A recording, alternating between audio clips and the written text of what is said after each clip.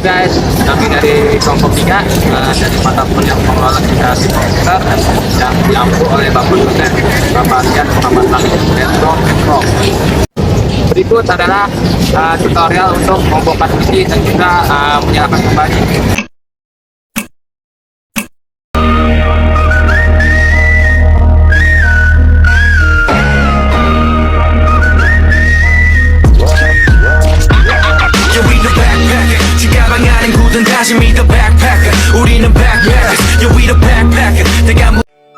Nah, teman-teman, di sini bisa dilihat ya, ini adalah kabel power atau kabel PSU yang menghubungkan motherboard dengan power supply. Dia itu punya ciri khas banyak pinnya dan banyak kabelnya. Tuh. Nah, berikutnya di sampingnya itu kabel 12 atau kabel 9 pin yang dimana berfungsi sebagai tombol power, ada tombol reset. Nah, itu di situ. Nah, ini teman saya sedang melakukan pelepasan kabel drive dan kabel SATA. Bisa dilihat ya di sini teman-teman. Nah, itu yang warna biru dan warna orange. Itu adalah kabel SATA dan kabel drive.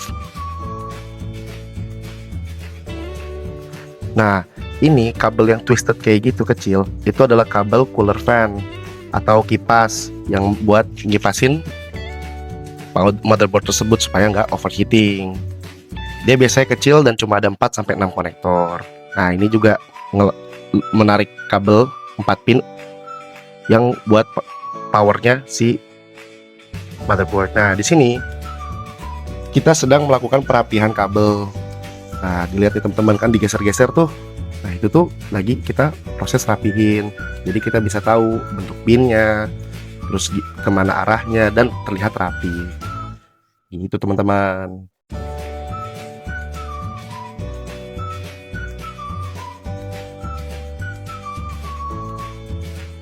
Nah, ini adalah gambaran full dari motherboard tersebut. Jadi di motherboard itu banyak banget tuh, bisa dilihat komponen-komponennya. Ini kita nggak bisa jelasin satu-satu, cuman kurang lebih gambarannya seperti ini. Bisa dilihat ya teman-teman, atau dicari tahu lebih lanjut.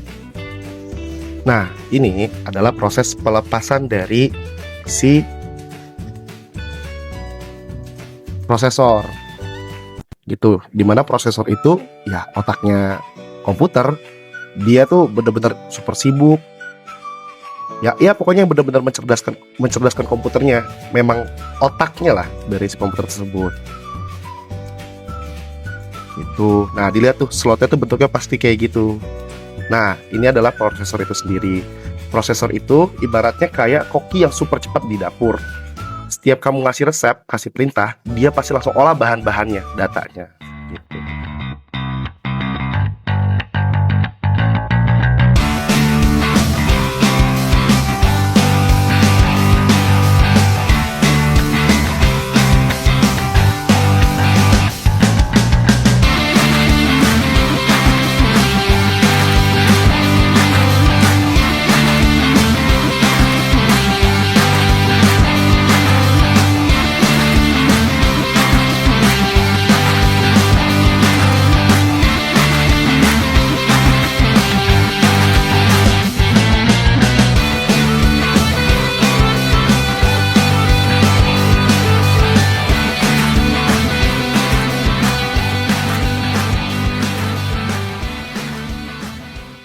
Nah, itu tuh kurang lebih gambaran prosesor.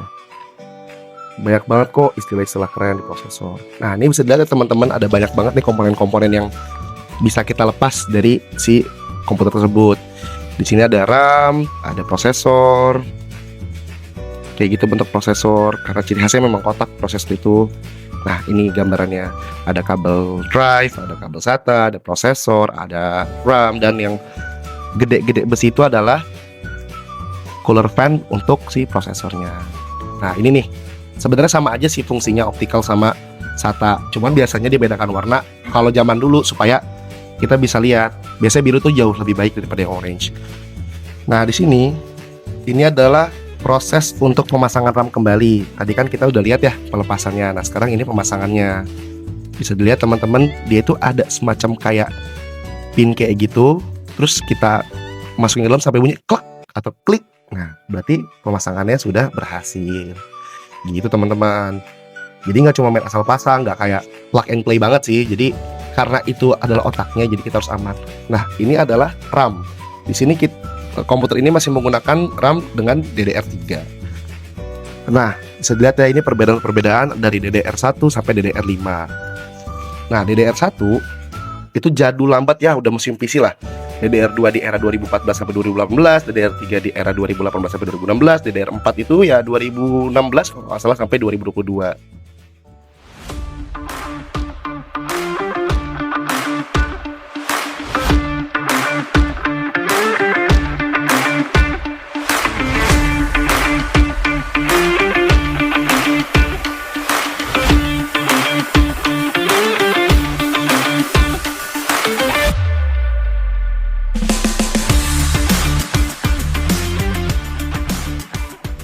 Nah, itu tuh yang tadi video tadi itu menggambarkan DDR5.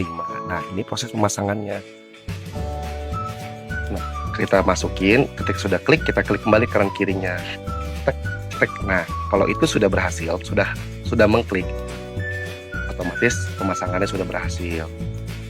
Mungkin di beberapa PC atau di beberapa motherboard yang baru nggak kayak gini, cuman kalau motherboard yang 2016an mungkin kayak gini gambarannya teman-teman. Nah, ini heatsink atau cooler fan yang mengarah ke prosesor. Gitu. Nah, ini proses pemasangannya.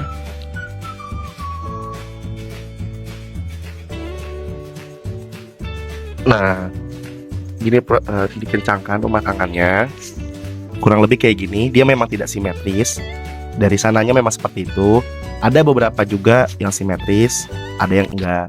Jadi disesuaikan aja, jangan dikira ini adalah sebuah kesalahan teman-teman, karena emang kayak gitu. Nah, di sini kita baut kembali. Cuman mungkin teman-teman juga nanya, kok di beberapa komputer nggak dibaut? Nah, karena memang ada yang bentuknya baut, ada yang bentuknya baut yang digeser gitu. Bisa teman-teman lihat aja, banyak kok di Google. Dia di sini pasti ada 4 supaya rekat dan kencang. Lalu kita lanjutkan kembali pemasangan setiap kabel. Kabel pertama di sini itu adalah pemasangan kabel cooler fan yang menuju motherboard. Lalu di sini kita colokkan kabel PSU yang bisa teman-teman lihat ya, mungkin agak sedikit keras dan tricky karena mungkin jadul juga. Jadi memang harus benar-benar dipastikan hal tersebut kencang dan sudah bisa rapat karena itu kabel power, kabel suplai listriknya. Lalu di sini kita ada proses pemasangan kabel SATA yang berwarna biru. Bisa dilihat ya teman-teman. Nah, di sini kami mengalami beberapa kendala, takut terbalik atau takut gimana gitu.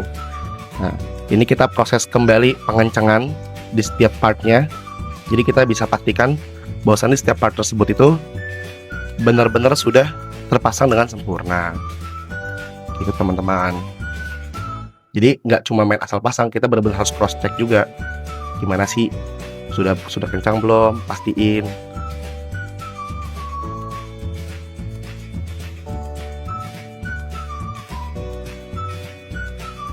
Nah, ini kita sebenarnya agak iseng sih. Tadinya mau bongkar PSU-nya juga, cuman kita pikir sepertinya nggak usah. Jadi sempat ngelepas, lalu kita pasang kembali.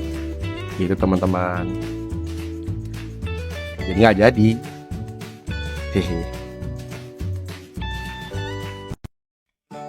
Nah, ini proses terakhirnya.